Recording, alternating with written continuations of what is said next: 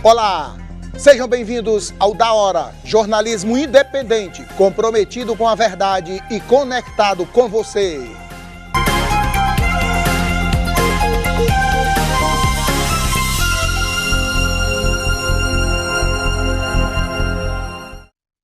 Salve, salve, queridos telespectadores de Fortaleza, do Ceará e de todo o Brasil. Bom dia, boa tarde, boa noite para você que está conosco aqui no Da Hora, jornalismo independente, comprometido com a verdade e, acima de tudo, conectado com você. Estamos começando o Da Hora de hoje com notícias em primeira mão e já iniciamos esta edição falando em saúde, pois o Ministério da Saúde divulga a previsão de chegada do primeiro lote das vacinas que serão utilizadas para a imunização contra a varíola dos macacos. De acordo com o Ministério da Saúde, o primeiro lote, com 20 mil doses do imunizante contra a varíola dos macacos, deve chegar no final do mês de agosto. Já o segundo lote, com 30 mil doses, no começo de setembro. As vacinas foram encomendadas junto à Organização Pan-Americana de Saúde e à Organização Mundial de Saúde. O ministro da Saúde, Marcelo Queiroga, afirmou que há a perspectiva de produzir a vacina aqui no Brasil. Segundo o ministro, o país tem dois grandes laboratórios, como Fiocruz e Butantan, que, se tiverem o banco de células, poderão produzir a vacina. Pelo cronograma, os profissionais de saúde que estão atendendo os pacientes com a varíola dos macacos devem ser o primeiro grupo a receber o imunizante. Na última segunda-feira, a pasta informou que o Brasil receberá o antiviral Tecovirimat para combater a varíola dos macacos. No primeiro lote, o governo brasileiro deve receber apenas 50 antivirais para tratar apenas pacientes graves. Chegando às vacinas, o primeiro lote das vacinas contra a varíola dos macacos, essa nova doença que tem contaminado muita gente, já teve as primeiras mortes, os primeiros óbitos aqui no nosso Brasil. E eu já estou aqui na bancada com a jornalista mais inteligente do telejornal brasileiro, Marília Karen. Muito obrigada, viu, Aécio, pelas suas palavras e... Como é que você está? Que coisa boa estar aqui mais uma vez dividindo essa bancada com você. A bancada também... mais black. Hoje nós viemos combinando sem estar combinando, não é mesmo, Aécio? A sintonia. Muito obrigado, nosso telespectador, por já estar aqui conosco em mais uma edição do Da Hora. E eu já cheguei falando que neste mês de agosto, campanhas serão realizadas para conscientizar a população em prol do enfrentamento da violência doméstica e familiar contra a mulher. Uma campanha que teve início em 2016 e já ganha espaço para as discussões no Agosto Lilás. Confira. No Brasil, a cada hora, mais de 500 mulheres são vítimas de algum tipo de violência. Os números são da pesquisa do Fórum Brasileiro de Segurança Pública com o Instituto Datafolha, evidenciando a necessidade de se intensificar as ações em defesa da mulher. Agosto Lilás é uma campanha de enfrentamento à violência doméstica e familiar contra a mulher que tem como objetivo intensificar a divulgação da Lei Maria da Penha, sensibilizar e conscientizar a sociedade sobre o necessário fim da violência contra a mulher. Daciane Barreto, que é coordenadora da Casa da Mulher Brasileira, detalha a importância da campanha. O Agosto Lilás é exatamente para se celebrar, discutir a Lei Maria da Penha, que este ano completa 16 anos, foi sancionada. Então, desde de junho de 2018, a partir da inauguração da Casa da Mulher Brasileira aqui do estado do Ceará, nós realizamos o Agosto Lilás. Esse Agosto Lilás, nós temos várias atividades. Claro que todos os dias e durante o ano inteiro, nós temos várias atividades, que um dos nossos objetivos é contribuir para a prevenção da violência contra nós mulheres. A coordenadora esclarece ainda quais as ações da casa. A Casa da Mulher Brasileira é um equipamento que reúne todos os órgãos que enfrenta e atende mulheres em situação de violência. Então, nós temos a recepção, o psicossocial, onde a mulher que nos procura é escutada de forma humanizada, acolhida, e todo esse atendimento é feito de forma individual.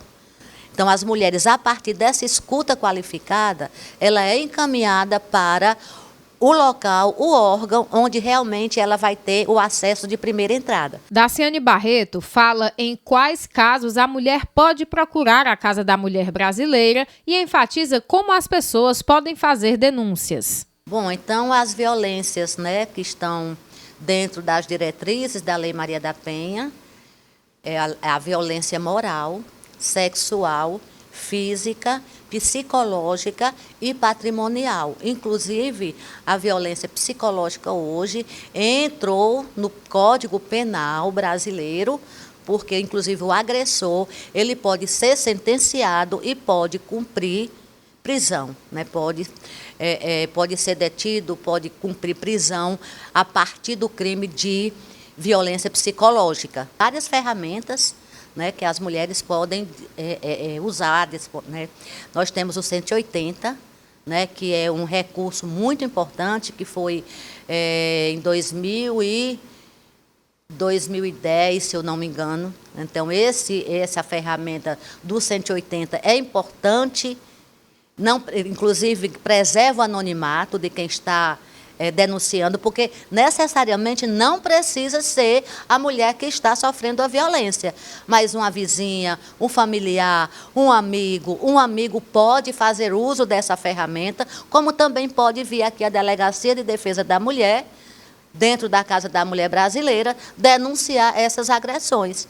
E também pode recorrer ao 190, que é exatamente em caso de agressões físicas. Acompanhamos aí o Agosto Lilás, mais uma campanha voltada à proteção da mulher. E a ASU, a Casa da Mulher Brasileira, é realmente um órgão muito importante, né, para a sociedade, porque nós vemos aí um centro humanizado, voltado a reunir realmente juizados e órgãos que possam ajudar a mulher. E o que a coordenadora falou, que eu achei assim, importantíssimo ressaltar aqui para o nosso telespectador, Aécio, é que não necessariamente a pessoa que está sendo agredida, ali, a vítima, a mulher precisa ir denunciar. Muitas vezes essa mulher não tem ali a coragem de ir, não tem a força para ir denunciar. Então, se você vê algum tipo de violência contra a mulher, você também pode estar se encaminhando aí ao juizado, à Casa da Mulher Brasileira e também fazendo a sua denúncia, não é mesmo, Aécio? Isso, faz a denúncia pelo 180, né, o telefone 180, o Disque 180. Um grande problema, Marília, Karen, você, querido telespectador, é que na maioria dos casos, em uma boa parte dos casos pelo menos, essas mulheres que sofrem determinadas agressões, porque a gente quando fala de agressão, a gente só pensa em agressão física, mas tem agressão psicológica, tem agressão ao patrimônio, por exemplo, né? Mas tem uma coisa muito complexa no meio disso tudo, que é a dependência. A mulher, muitas vezes, é dependente do companheiro em todos os aspectos. E, às vezes, tem filhos que são dependentes. Às vezes, não tem um amparo da família, não tem um amparo, muitas vezes, do Estado, porque é muito bom falar da Casa da Mulher Brasileira. É bom. Mas qual é a qualidade de amparo que o governo, por exemplo, aqui no estado do Ceará, tem para essas mulheres que são vítimas de agressões? Uma capacitação, uma renda, um auxílio, como, por exemplo, o Auxílio Brasil. Um auxílio para a mulher que foi agredida, teve que sair do seu lar, perdeu a sua provisão, né? O seu sustento, perdeu o amparo do seu sustento ou dos seus filhos e está ali ao léu, né? Vai ser amparada pela Casa da Mulher, vai ter um apoio psicológico, um apoio espiritual, seja como for, mas e o Estado? E a sobrevivência? E, como diz num bom ditado, o de comer?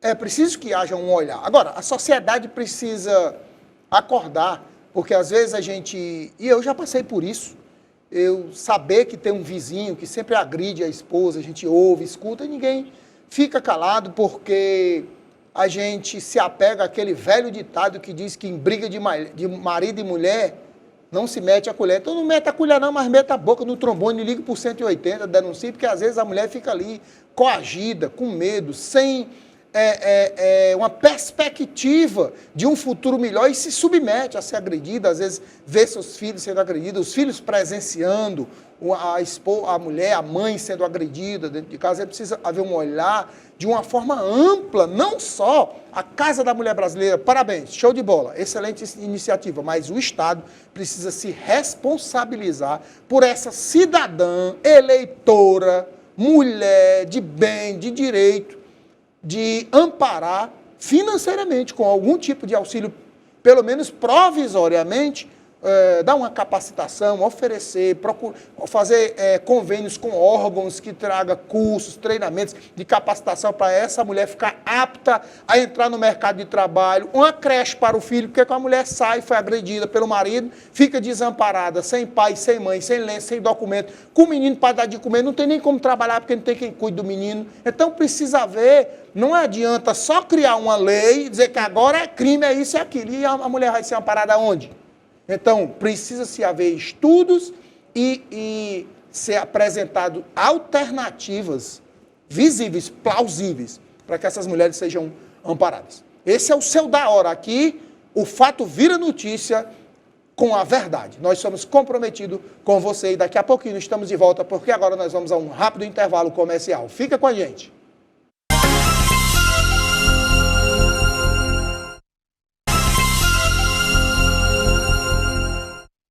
Estamos de volta com o Seu Da Hora aqui na sua TV União. Todos os dias, ao 12h30, a gente se encontra aqui e temos uma reprise às 18h30, também aqui na sua TV União. E já convidando você, empresário, comerciante, a anunciar conosco, nós temos um novo pacote de mídia que vai se encaixar perfeitamente no seu orçamento, tá bom? Quem não é visto não é lembrado, a propaganda é a alma do negócio. Então anuncie com a gente, tá aí o nosso contato, o nosso telefone e o nosso e-mail, você manda um contato para a gente manda um consultor até a sua empresa e fazemos um negócio da hora, tá bom? E nós temos uma notícia boa agora eu tô achando estranho, porque eu tô assistindo os outros jornais, só tem notícia ruim. Vocês têm assistido aí, gente? Aqui, temos uma notícia boa agora. De acordo com um novo decreto para produtos fabricados no Brasil, haverá uma redução no IPI. A medida traz benefícios e redução adicional de impostos, inclusive para automóveis. Teremos carros mais baratos com a redução de impostos. Vamos ver essa matéria. Um decreto publicado pelo governo federal em julho, de número 11.158, estabelece os itens fabricados no Brasil para os quais será válida a redução de 35% no imposto sobre produtos industrializados. O IPI é um imposto federal que incide sobre cerca de 4 mil itens nacionais e importados que passaram por algum processo de industrialização. Esse imposto pode ser usado para fomentar um setor econômico por meio de isenção ou redução das alíquotas para que mais produtos produzidos pelo setor sejam vendidos. Joselito Santos, consultor tributário, esclarece quais os impactos dessa redução. O principal impacto da desoneração do IPI está no aumento de vendas, na medida em que haverá uma redução de preço ao consumidor final. Daí, em razão dessa diminuição do preço e aumento nas vendas, as empresas terão mais caixa, que poderão investir nas suas empresas ou na contratação de mais pessoas. No entanto, o decreto excluiu da lista os principais produtos que são fabricados na Zona Franca de Manaus. O consultor tributário explica o motivo. A exclusão de vários produtos da Zona Franca de Manaus tem por finalidade proteger aquela área de incentivos fiscais, na medida em que, se eu desonero os produtos da Zona Franca e possibilito a empresas do eixo Sudeste ou Sul ter a mesma tributação da Zona Franca de Manaus, essa zona vai sofrer com deslocamento de empresas que lá hoje estão instaladas, gerando desempregos e graves problemas sociais. Joselito Santos conta como o país pode recuperar esses impostos no futuro, além de detalhar quais produtos poderão passar por reajustes. Com a desoneração, aumenta os gastos públicos em razão dessa concessão na diminuição da tributação, é preciso saber que provavelmente haverá uma recuperação de parte dessa desoneração em razão do aumento de vendas e da tributação de outros impostos, como PIS, COFINS e ICMS, que estarão vinculados a esse aumento de venda. A redução da alíquota de IPI, ela contempla mais de 4 mil produtos, com destaques para automóveis, calçados, eletroeletrônicos, celulares e outros bens de consumo. Redução de impostos para bens de consumo. Tá aí uma coisa boa, porque bens de consumo é uma coisa que a gente tem que ter, né? Vai baixar o preço da geladeira, da televisão, do liquidificador, do sapato. Todos os produtos industrializados no Brasil ganharão, né? Uma diminuição de imposto, vai baixar o preço. Mas principalmente de automóvel, porque se tem um negócio que ficou caro, depois dessa pandemia, foi automóvel. E aí, é onde eu digo que nós aqui da TV União, acho que a gente tem uma estrela para notícia. A gente nasceu para isso, para fazer notícia. Eu ouvindo e vendo e assistindo alguns telejornais e lendo jornais aqui do estado do Ceará e do Brasil também, eles falaram umas coisas muito controversas a respeito dessa medida de impostos e falando sobre especificamente a fabricação de automóveis, que hoje, na maioria das fábricas, na maioria das concessionárias do Brasil, você compra um carro hoje e só recebe no próximo ano. Não existe carro. Quando você vê uma propaganda, feirão, o feirão é para você comprar o carro para receber no próximo ano, não é para receber agora não. A não ser que você pague o ágio, que você compra mais caro, porque algumas agências compram um carro nas fábricas, quando recebe, bota a disponibilidade para vender, mas o preço é bem mais caro. E as pessoas falando que é porque a inflação, isso, aquilo, não, garoto. Não é por isso, não. Eu vou te explicar por que é. Que os carros estão caros e estão em falta. As concessionárias, as fábricas só entregam com prazo determinado. Porque está faltando peça. Porque falta peças, componentes eletrônicos, principalmente os componentes chamados componentes eletrônicos de comando, que foi aquela fábrica lá no Japão que pegou fogo e ficou uma defasagem muito grande do mercado e eles estão recuperando aos poucos. Então está faltando peças, substratos da fabricação dos automóveis. E é por isso que o carro está caro e é por isso que não tem disponibilidade de carro de pronta entrega. Então eu acho que onde esses caras estão pesquisando, eu acho que ou eles estão se satisfazem por dar notícia ruim, ou então não querem falar a verdade. A verdade é essa. E agora vamos falar em eleições, Aécio. Isso porque tem um projeto de lei que tem obrigado candidatos, que visa obrigar, na verdade, candidatos a participarem dos debates nas emissoras de rádio e televisão para as eleições deste ano. Confira. Candidatos aos cargos de presidente, governador e prefeito poderão ser obrigados a participar de debates nas emissoras de rádio e televisão. É o que estabelece um projeto de lei apresentado pelo senador Alessandro Vieira. De acordo com o projeto de lei, será obrigatória a participação dos candidatos e candidatas à presidência da República, aos governos dos estados e do Distrito Federal e às prefeituras de municípios com mais de 200 mil habitantes, em no mínimo 3 debates realizados por emissoras. A obrigatoriedade será para candidatos que tenham no mínimo 5% nas pesquisas de entendimento do candidato aos debates, poderá gerar uma multa de R$50 mil, além de outras penalidades, como cancelamento do tempo de 10 propagandas diárias do partido.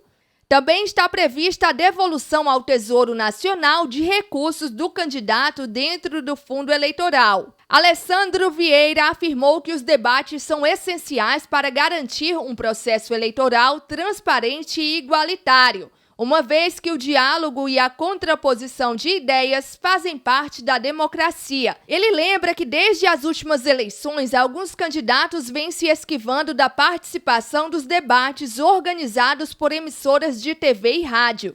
O autor destacou que esses debates já são previstos na legislação e fiscalizados pela Justiça Eleitoral, de modo a garantir a igualdade e a homogeneidade da participação.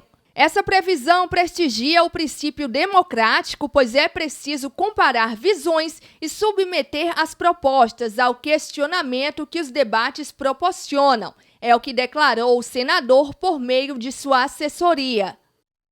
Aí, eu gostaria de saber se você é a favor dessa obrigação aí para os candidatos deste ano estarem aí obrigados a participarem de debates em emissoras de TV e rádio. Tu me conhece, tu tá me perguntando porque tu quer... Porque o nosso telespectador quer saber a sua opinião. Tu tá me perguntando porque tu quer cutucar a onça com vara curta. É claro que eu não sou a favor.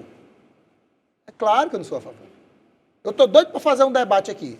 Tô vendo todos os meios jurídicos possíveis para nós fazermos um debate aqui na TV União. Debates da hora. Mas, meu irmão, acaba perder tempo, gastar dinheiro para querer criar uma lei, para obrigar uma pessoa a participar de um debate que ele não quer participar, quer levar um cara à força para dentro de uma rede de televisão. Eu acho engraçado que restringiram várias coisas da campanha eleitoral. O show miss, que era bom, o povo dava mau valor nos bairros, não era não? Show com a banda, cuscuz com ovo, e tá lá o candidato. Aí tiraram isso. Aí agora o comício não pode. Propaganda agora reduzida, não pode mais envelopar o carro 100%. Só pode aquele deputado daqui do Ceará. Tem um deputado daqui do Ceará que envelopou a Hilux todinha com a foto dele e do Bolsonaro. Foi? É que ele pode.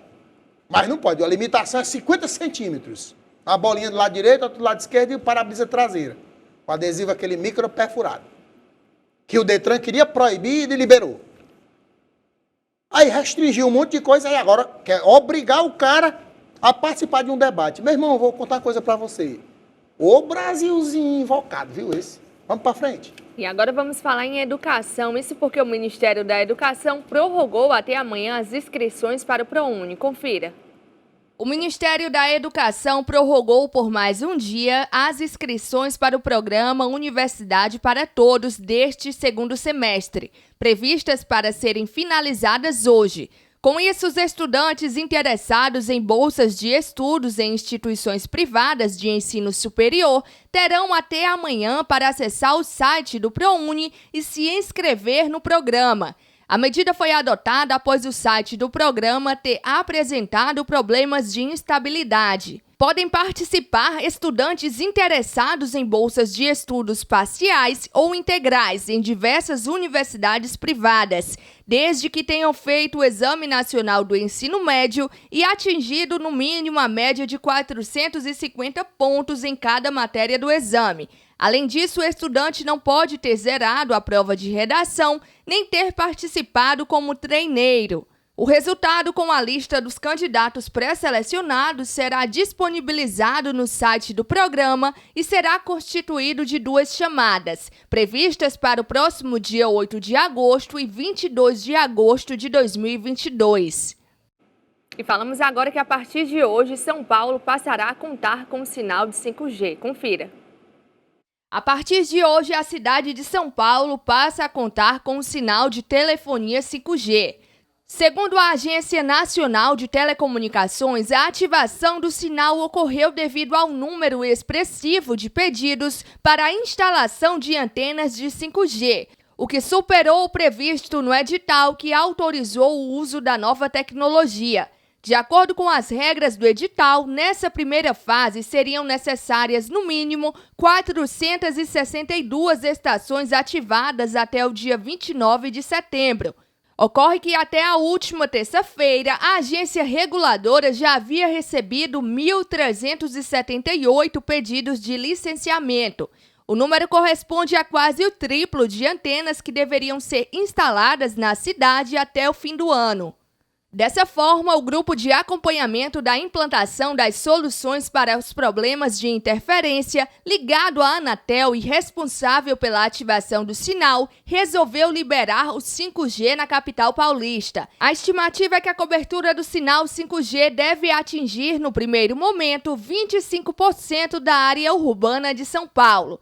A agência informou ainda que foram instalados equipamentos para evitar interferências em 226 estações do serviço fixo por satélite e realizados testes para confirmar a operação livre de interferências. A velocidade 5G pode chegar até 20 vezes maior do que a do 4G. A ativação da tecnologia em São Paulo ocorre após a sua chegada nas cidades de Brasília, Belo Horizonte, João Pessoa e Porto Alegre.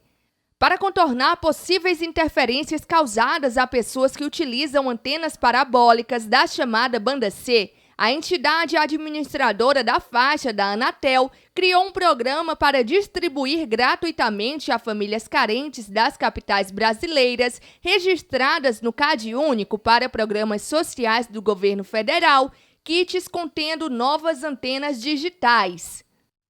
Aécio, qual a expectativa da chegada do 5G aqui no Ceará? Não chegou ainda não? Já chegou, rapaz. O Ceará é o estado mais privilegiado com relação à nova rede de fibra ótica 5G do mundo. É justamente daqui que parte os cabos para toda a Europa, segundo o nosso diretor aqui, Felipe. E, na realidade, é do Nordeste que parte, né? E já ainda numa conversa com aquele médico que virá aqui falar sobre a saúde digital, sobre os projetos de saúde digital, ele me falando justamente sobre isso, que o Ceará é o estado mais privilegiado do Brasil com relação a essa nova tecnologia da internet 5G. E, inclusive, em determinados lugares aqui, se você colocar lá no celular, no GPS do seu carro, você já vai receber o sinal 5G. Então, nós estamos privilegiados, porém, para isso chegar na massa toda, depende de algumas coisinhas que nós sabemos que às vezes são um pouco complexas, mas nós continuamos na expectativa. Vamos com mais notícias, porque foi rejeitada na Câmara dos Deputados o pedido de urgência em matéria que autoriza a venda de medicamentos em supermercados. Foi rejeitado pela Câmara dos Deputados o pedido de urgência para o projeto de lei que autoriza supermercados e similares a comercializar medicamentos isentos de prescrição. Foram 225 votos favoráveis e 222 votos contrários, mas eram necessários 257 votos para garantir a urgência. Com isso, a proposta não poderá ser incluída na pauta de votações do plenário até que outro pedido seja aprovado. O tema é polêmico e gerou debate entre os parlamentares durante a votação. O deputado Marcel Van Hatten defendeu a aprovação da medida, que, segundo ele, vai ampliar o acesso aos medicamentos e diminuir os preços. A venda de medicamentos que não têm prescrição médica em supermercados vai baratear o preço dos remédios em média em 30%, portanto, dando aos mais pobres a oportunidade de adquirir esses medicamentos, é o que falou o deputado. O deputado José Rocha afirmou que, como médico, não vê impedimento para a venda de medicamentos sem prescrição nos supermercados. É uma reserva de mercado para as farmácias e estamos em um momento da economia que não podemos ter essa reserva de mercado, é o que declarou ele. A deputada Alice Portugal, no entanto, destacou que a Agência Nacional de Vigilância Sanitária é contra a aprovação. Do mesmo modo, o deputado Ivan Valente ressaltou que os medicamentos têm regras de armazenamento próprias e, por isso, devem ser comercializados apenas em farmácias. Com a rejeição da urgência, o projeto precisa passar por 2 comissões da Câmara antes de seguir para o plenário. Esse é um projeto bem polêmico, não é mesmo? Esse realmente gera ali dúvidas e contradições quanto a liberar medicamentos a serem vendidos em supermercados. O que você tem a dizer? Bote polêmico nisso, viu, Marília? Não só é polêmico, como é controverso, certo?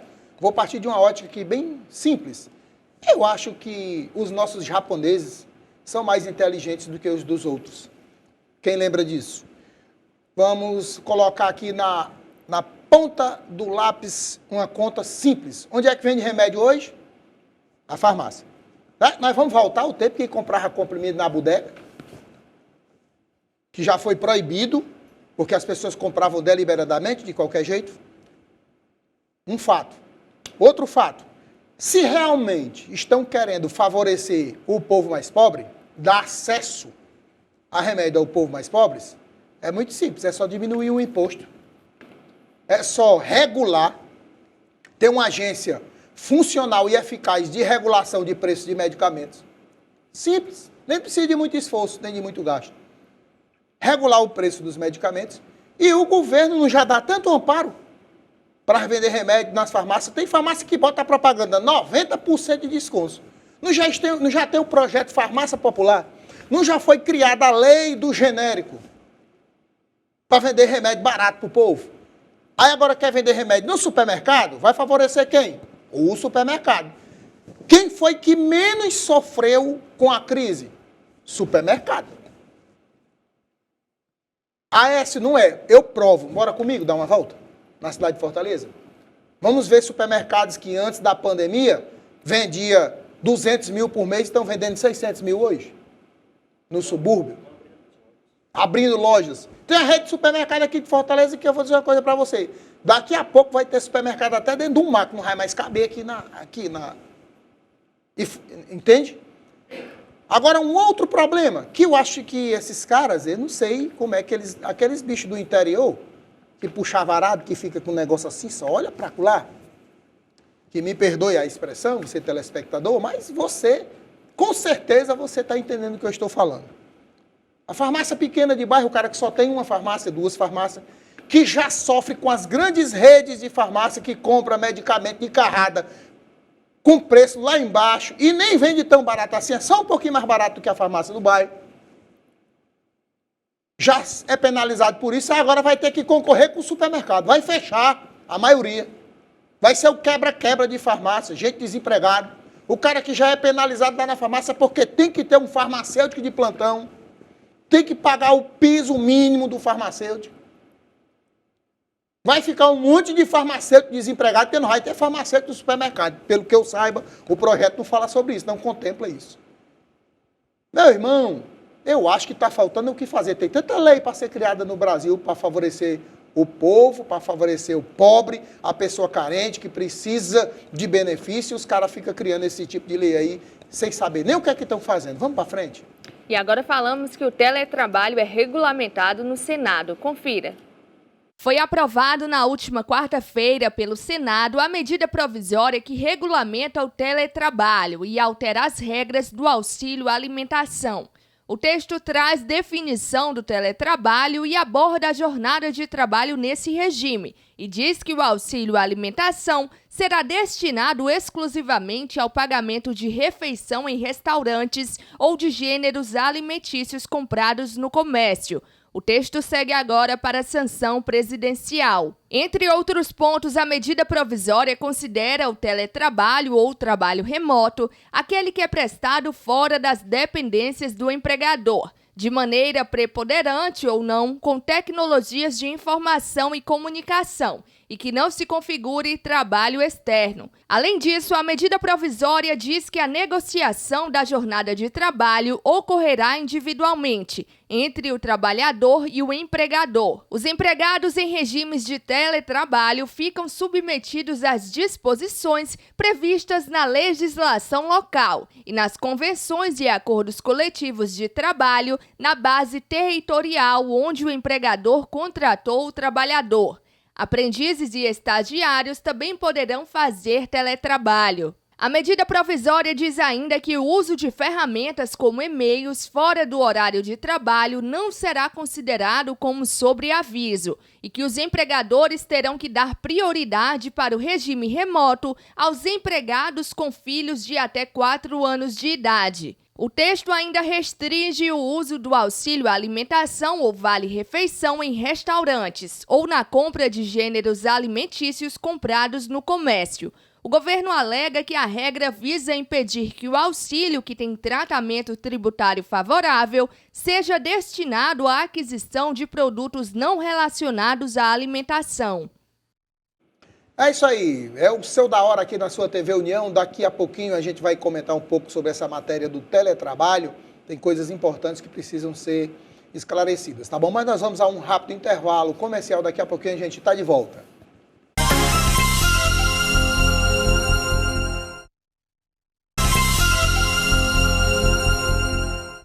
Ok, gente, ok. Falando ainda, voltando aqui com o Seu da Hora, falando que o nosso WhatsApp ele continua com aquele problema, né? Foi hackeado, realmente, agora deu definitivo. Vamos providenciar uma nova forma de resgatar o chip para que o telespectador continue participando conosco, tá bom? Então a gente fica devendo isso para vocês, então estamos tentando resolver. E voltando a falar sobre essa matéria da MP do teletrabalho, que está contemplando principalmente pessoas, mulheres que têm filhos até 4 anos de idade. Essa é uma nova modalidade de trabalho, ela já existia, mas de forma muito tímida, e agora com o advento com a questão da pandemia, veio esse acréscimo, tanto na necessidade como foi uma nova descoberta. A telemedicina, o trabalho remoto, como se diz, né? Até mesmo o ensino remoto, né? Ensino remoto, aulas presenciais ou não presenciais, já havia sido praticado pelas universidades de todo o Brasil, e isso é uma realidade, e que ela não tinha uma legislação. Não tinha uma legislação que contemplasse o teletrabalho. E agora estão sendo discutidos, conversados. Claro, vai passar por ajuste, isso é uma medida provisória. Ela ainda vai virar lei, depois vai sofrer os seus reajustes, suas emendas, como diz assim. Mas observando algumas coisas que precisa ser garantido para a pessoa. Porque antes se tinha uma ideia de que, vamos colocar a pessoa para trabalhar em casa que nós vamos economizar. Não vai gastar com transporte, não vai gastar com isso. Não, garoto. A única coisa que o cara não vai gastar é com transporte, mas ele estando em casa, ele vai aumentar as despesas de casa, de energia, de água, de internet, a depreciação dos equipamentos, certo? E a alimentação dele, que também tem que ser garantida, porque se o cara trabalhava e se alimentava lá no trabalho, em casa, ele vai ter que comprar comida em algum lugar para se alimentar, a pessoa, né, o trabalhador. Então precisa se contemplar todas essas coisas, e eu espero que nós tenhamos aí um crescimento, mas de forma ordeira e garantindo os direitos dos trabalhadores. Isso mesmo, e agora mudamos de assunto e falamos que o Senado aprova regras que podem dispensar perícia médica do INSS. Confira.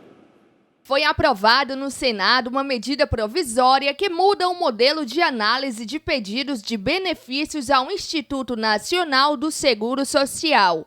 De acordo com o texto aprovado na última quarta-feira, fica dispensada a passagem por exame de perícia médica federal para requerimentos de auxílio por incapacidade temporária. O texto segue agora para sanção presidencial.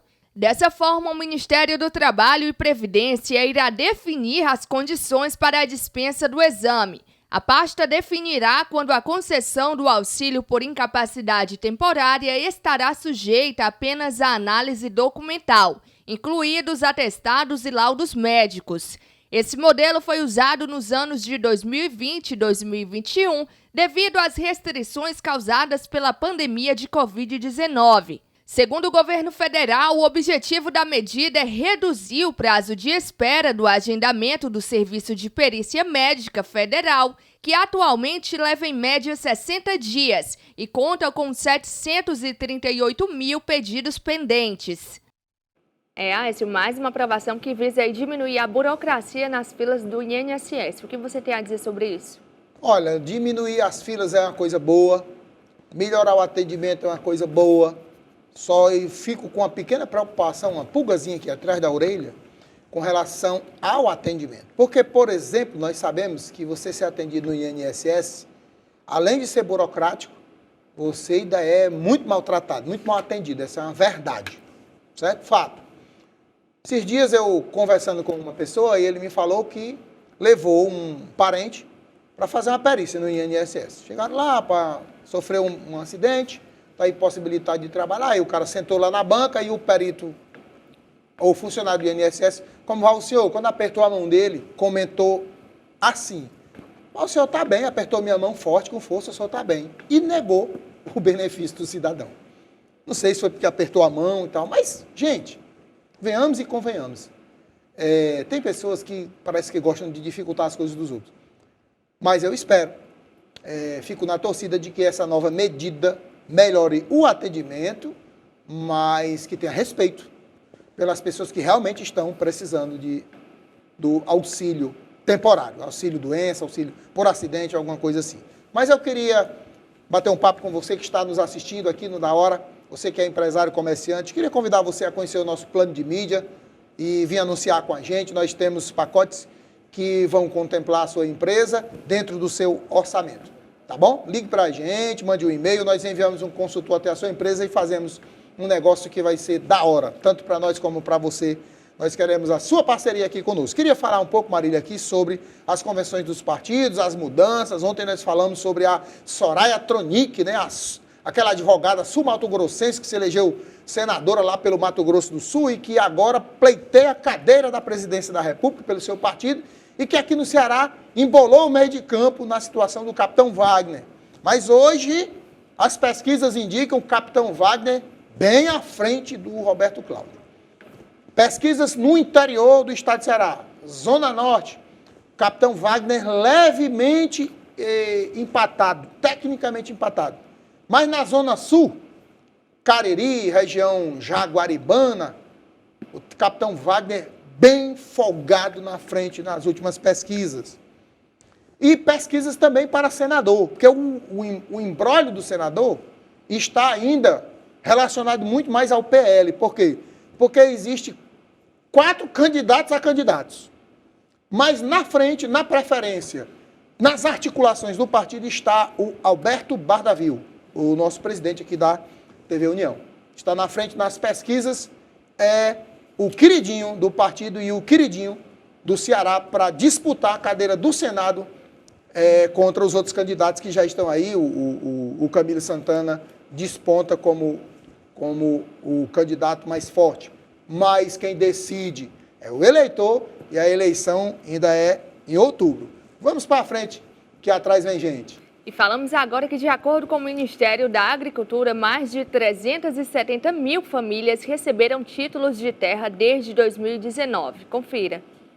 Desde 2019, o governo federal concedeu mais de 370 mil títulos à terra a famílias de agricultores brasileiros. A informação é do diretor do programa do Ministério da Agricultura, Pecuária e Abastecimento, Luiz Rangel, entrevistado do programa Voz do Brasil na última quarta-feira. Segundo Rangel, com a titulação, o agricultor tem acesso a benefícios como crédito rural. Em entrevista, Rangel falou sobre outras ações para beneficiar os pequenos produtores brasileiros. Uma delas é o Plano Safra, voltado para os pequenos produtores. De alguns tempos para cá, nós temos privilegiado pequenos e médios agricultores. Destinamos a grande maioria desses recursos a essa faixa de produtores, é o que afirmou Rangel. Ele ainda disse que cerca de 70% dos recursos vão para o que se chama de custeio, que é o custo com insumos, defensivos, fertilizantes e sementes, entre outros. Os agricultores têm acesso por meio de bancos como a Caixa e o Banco do Brasil. Outra ação de apoio à agricultura familiar é a compra da produção, muitas vezes com a doação simultânea para escolas, creches e unidades profissionais, por exemplo. Nós estimulamos que esse ciclo se feche dentro do pequeno ciclo regional, afirmou ele. Rangel ainda falou sobre outros temas como exportação, desperdício e pandemia. Aécio, qual a importância dessa medida para os agricultores e pequenos agricultores do nosso Brasil? A agricultura familiar ela é a base de sustentação da economia. Por quê? Porque é na agricultura familiar que nós temos o sustento dessa cadeia, que é cadeia de consumo, que é aquela cadeia de consumo que não tem o poder de compra, como, por exemplo, nas grandes metrópoles, onde tem o emprego, onde tem a renda. Então, é preciso se contemplar isso. Eu que sou filho de agricultor e sei o tanto que um agricultor sofre no interior, quando não tem inverno, né? Eu vou dizer aqui uma coisa bem simples para vocês. Aqui o Ceará era conhecido como um dos maiores produtores de castanhas e seus derivados. O óleo de castanha, que faz a borracha, da castanha se aproveita tudo, até a fumaça da castanha se aproveita, não perde nada. E o Ceará, nós tínhamos grandes indústrias de castanha. Eu tenho um conhecido que ele teve 7 fábricas de castanha, mais de 5 mil funcionários. Hoje, todas estão fechadas, a maioria das fábricas de castanha. Por quê? Por causa das chuvas, das mudanças climáticas. Então, a castanha está sendo importada da África. Então, a maioria dessas empresas fecharam. Mas o pequeno produtor continua produzindo aqui na região do Pacajus, lá na região do Camusim, eu conheço, lá em outras regiões do Brasil, no Rio Grande do Norte, tem os pequenos produtores que, de forma artesanal, produzem ali a castanha, e o agricultor rural que planta ali seus poucos hectares para o sustento próprio, para vender uma parte. O governo precisa amparar essas pessoas, né? Antigamente, todo mundo dependia do tal do fundo rural, né? Para chegar, se aposentar e das emergências. Quando tinha seca, tinha aquela emergência que o prefeito botava o que ele queria no projeto de emergência. Hoje mudou muito e aí mais uma medida que vem a ajudar o pequeno agricultor. E vamos falar agora em eleições, pois técnicos das Forças Armadas inspecionam código-fonte de urna eletrônica no TSE. Confira. Na última quarta-feira, técnicos das Forças Armadas foram ao Tribunal Superior Eleitoral em Brasília para inspecionar os códigos-fonte da urna eletrônica e dos sistemas eletrônicos de votação. É o que informou a assessoria da Corte.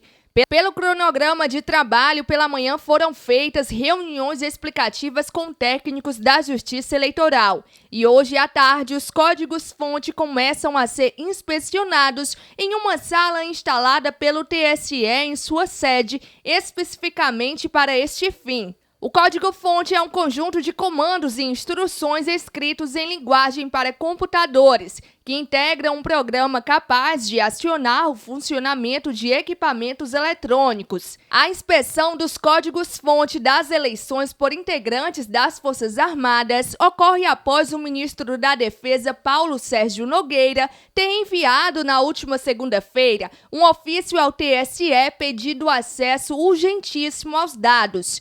Em resposta, o TSE informou que o acesso a todos os códigos-fonte utilizados nas eleições deste ano estão disponíveis desde outubro do ano passado para as entidades especializadoras do processo eleitoral, incluindo as Forças Armadas. A inspeção já foi realizada pela Controladoria Geral da União, Ministério Público Federal e Senado. A Polícia Federal marcou para realizar os procedimentos entre os dias 22 e 28 deste mês.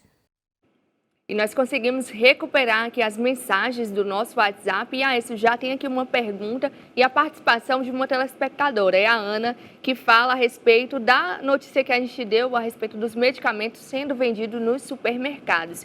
Ela coloca que deveriam acabar com o monopólio das farmácias aqui em Fortaleza. Aécio? Eu até entendo que o consumidor fique de olho nessas coisas, mas eu sou bem sincero. Eu só compro remédio em farmácia pequena. Eu acho que eu estou ficando velho, cheio de toque. Mas não é por isso não, eu vou te explicar por que é. Essas grandes farmácias, essa rede de grandes farmácias daqui de Fortaleza, às vezes elas conseguem um preço mais barato, mais acessível em determinados medicamentos, mas eu pesquiso muito e nas farmácias pequenas os caras estão conseguindo se juntar, como por exemplo nos supermercados tem as redes e comprar de quantidade maior. Então está havendo uma unidade, uma associação de farmácias e eu tenho conseguido comprar medicamentos com preços às vezes mais baratos do que nas grandes farmácias. E as farmácias de bairro, as farmácias pequenas, elas muitas vezes são muito especializadas no genérico, né? Focadas no genérico. Porque você chega no balcão de uma farmácia, o cara vai lhe mostrar primeiro aquele medicamento que é mais caro, que paga a melhor comissão, porque ele vive da comissão e vive do lucro daquilo ali. E essa é a vantagem das pequenas farmácias. Mas se é monopólio ou não, isso aí tem a justiça para investigar. E a gente não pode impedir uma rede de empresas, uma rede de negócios, de farmácia, de supermercado, que cresça. Se está crescendo de forma a monopolizar o sistema, existe lei para coibir isso. E se você sente algo disso, o cidadão pode denunciar. Eu, particularmente, me sinto confortável em comprar porque vou onde tiver o menor preço. E falamos agora que o Supremo elege a ministra Carmen Lúcia para mais um biênio no TSE. Confira. Na última quarta-feira, na abertura da sessão plenária do Supremo Tribunal Federal, foi eleita a ministra Carmen Lúcia para atuar por mais um biênio como ministra substituta do Tribunal Superior Eleitoral. Nesta quinta-feira, ela completará o seu primeiro biênio na Corte Eleitoral. Atualmente compõem o TSE nas vagas destinadas ao STF os ministros Edson Fachin, Alexandre de Moraes e Ricardo Lewandowski nos cargos de ministros efetivos e Carmen Lúcia Nunes Marques e André Mendonça nas vagas de ministros substitutos. Com o término do mandato do ministro Fachin, o ministro Alexandre de Moraes assumirá a presidência do TSE no dia 16 deste mês e conduzirá as eleições gerais de 2022 em outubro. Gente, estamos de volta aí, mais notícias boas. E agora falando em saúde, pois de acordo com o presidente Jair Bolsonaro, o piso da enfermagem será sancionado em breve em Brasília. Na última quarta-feira, o presidente Jair Bolsonaro afirmou que irá sancionar o projeto de lei que estabelece o piso da enfermagem. O projeto deve ser sancionado em uma cerimônia no Palácio do Planalto após a viagem do presidente a São Paulo nesta quinta-feira.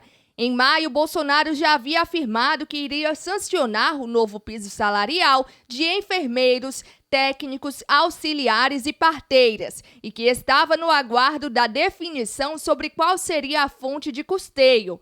Em julho, a Câmara dos Deputados aprovou o projeto de lei que fixa o salário base de enfermeiros no valor de R$ 4.750. O projeto de lei ainda não havia sido encaminhado para a sanção do presidente da República após a aprovação, porque os parlamentares não haviam inserido na proposta a fonte de recursos, o que foi contornado com a aprovação da PEC de iniciativa da senadora Elisiane Gama. A deputada Carmen Zanotto, que é a relatora da proposta na Câmara dos Deputados, comemorou a sanção pelo presidente da República e afirmou que agora é momento de aprovar propostas que garantam fontes de financiamento para evitar demissões de profissionais e o aumento dos planos de saúde, por exemplo. De acordo com a parlamentar, já existem várias propostas no Senado e na Câmara que tratam sobre a fonte de recursos para a medida.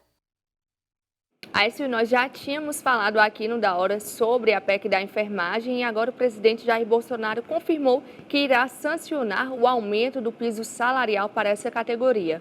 E o que foi que eu falei aqui da última vez?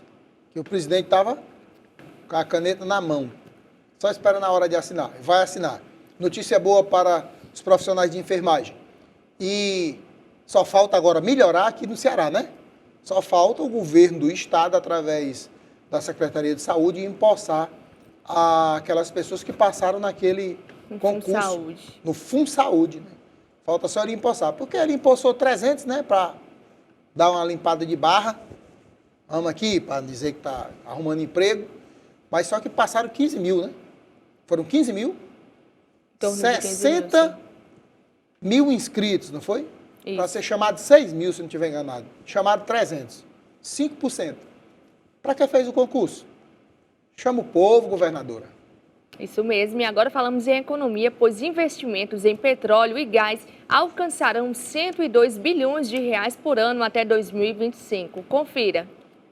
De acordo com o levantamento divulgado ontem pela Associação Brasileira das Empresas de Serviço de Petróleo, foi indicado que os investimentos da indústria de petróleo e gás no Brasil alcançarão em torno de 24 bilhões de dólares por ano, ou equivalente a 102 bilhões de reais por ano, até 2025.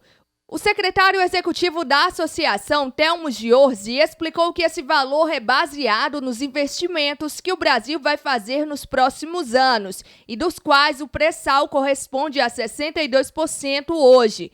Vai chegar em 2030 a 70%, estimou. Os projetos já aprovados totalizam investimentos de 156 bilhões de dólares até 2030. Considerando que as reservas conhecidas fossem leiloadas, com investimentos sendo efetuados também nesta área, o Plano Decenal 2030 do Ministério de Minas e Energia, publicado no ano passado, apresentou um potencial de 415 bilhões de dólares em investimentos para o setor até 2030. Segundo a associação, o caderno Abespetro 2022, lançado na última quarta-feira, é o maior levantamento do primeiro elo da cadeia produtiva do petróleo, no qual estão situadas as empresas que fornecem bens e serviços diretamente para as companhias petroleiras. Aécio, a importância desse investimento, qual a sua análise sobre isso? 100 bilhões por ano de lucro, ou seja, notícia boa. Vai baixar o preço da gasolina de novo. Vai aumentar a produção em 23%, né? 63% do hoje produzido é através já do pré-sal. E estão abertas as porteiras para a corrida em busca das fatias desse mercado, as empresas investidoras nesse mercado. O Brasil vai fazer o investimento, então daqui a mais 10 anos nós teremos aí um crescimento substancial na questão de combustíveis no Brasil e, repito mais uma vez, o lucro em 100 bilhões de reais por ano. Notícia boa. Aécio, e falando sobre os combustíveis, nós recebemos mensagens aqui no WhatsApp de telespectadores denunciando postos que insistem em manter o ICMS alto. O que falar sobre isso? Denuncia no Ministério Público, na Agência Nacional de Petróleo e chama a polícia e mostra a lei, o decreto e o cupom fiscal. Certo? Mas nós já temos, Marília, hoje, gasolina, eu vi em um posto ali na BR-116, 5,29. 5,29. E se continuar baixando, vai ser melhor ainda, vai hein, baixar de 5, do jeito que está indo aí. E com a chegada do petróleo da Rússia, o frete vai ficar mais barato. O frete mais barato, o preço da bomba também vai ficar mais barato. E nós já estamos chegando aqui em mais uma edição do Da Hora de hoje. Eu gostaria de registrar a participação do Paulo Barros, Chico João, Nívia Duarte, Rogério Lima, Humberto, José, Saulo, Clóvis. Várias pessoas já enviando a sua mensagem aqui para o Da Hora e amanhã estaremos de volta com muito mais notícias. Muito obrigada, Aécio. Obrigado. Eu parei para ver e gostei que isso aqui tá bom demais. Amanhã a gente volta com o seu Da Hora. Tchau, tchau.